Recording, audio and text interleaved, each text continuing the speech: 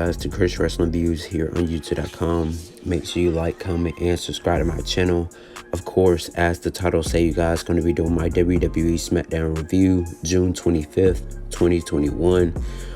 You guys, if you want to reach out to me, follow me on other social media platforms, feel free to do so and look down in the description box for more information. First match of the night, you guys, we had a mixed tag team match where we had Seth Rollins and Bayley versus Bianca Belair and Cesaro. Bianca Belair, she ends up breaking up the pin, you guys, as Seth Rollins was trying to cover Cesaro. And then after then, as you can see, Bianca Belair was talking some high five and all that thing, mocking Seth Rollins.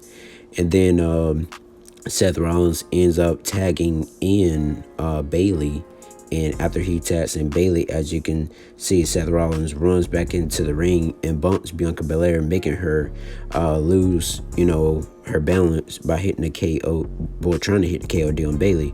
But Bayley ends up coming back, you guys, with a knee strike to the side of the head, and then she ends up hitting her finisher maneuver. I think it's called the Rosewood or something like that. Well, Rose Plant, excuse me.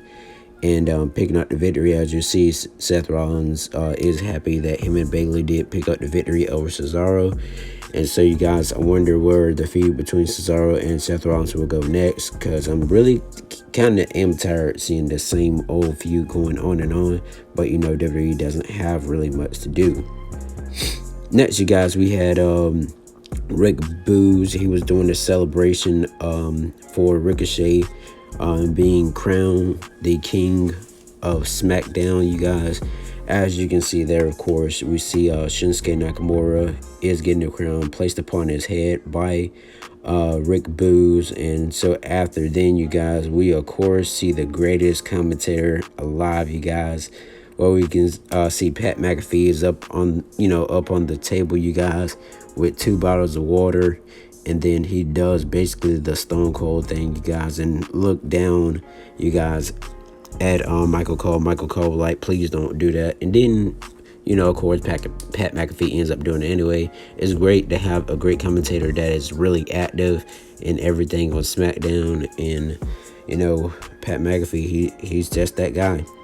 And then they showed backstage, you guys, after Shinsuke Nakamura and Rick Boogs are celebrating. We see, might as well say his name is back to Baron Corbin right now. And he was interviewed by Kayla Braxton and asked, what is his thoughts about losing his crown of last week. And then, he really didn't have much to say. He said he really kind of said that he felt like he lost everything. So wonder what's next for him. All right, you guys, then we had the next match. We had Big E versus Apollo Crews, a Money in the Bank qualifier match. As you can see right there, you guys, Big E was trying to go for the Uranagi in the corner. Then later on during the match, you guys, we see Apollo, the Intercontinental Champion, Apollo Crews, go for a frog splash, but ends up kicking out. Then we see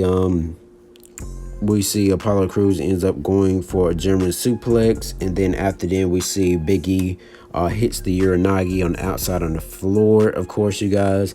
And then that's when the Commander Aziz had pushed Big E into the barricade and then was trying to set up for the Nigerian nail. But after then, you guys, he ends up getting sent out by the referee. And we see Big E hit the big ending, and Big E ends up winning the match. So be Big E's first Money in the Bank match ever throughout his career. It's great to see new superstars inside of a Money in the Bank ladder match than seeing the same old people. But congratulations to Big E. Then, you guys, Carmella and Liv Morgan, they had a match because Liv Morgan felt the way about Carmella being just put into the match at Money in the Bank. And then, of course, as we can see, Carmella ends up hitting the super kick on Liv Morgan. Then Carmella goes for this Hurricanrana looking like move, you guys. And then after then, that's when Liv Morgan rolls over and ends up catching the stack up pinfall. That's what I call it, a stack up pinfall over Carmella. And so, you guys, As you know, of course, you can see Liv Morgan is very happy, you guys, that she won the match. So it looks like she's going to be entered into the women's Money in the Bank ladder match. So congratulations to Liv Morgan, and hope WWE does right by her over, you know, the course of more months to come before the year is out. So let me know your comments and your opinions, you guys, about Liv Morgan, you know, with where she's been at when she was with Ruby Riott, who recently got released. So yeah, you gotta let me know your thoughts and opinions. Then the last match before the night ended, you guys, we had main event Jimmy Uso, I can say, versus Dolph Ziggler.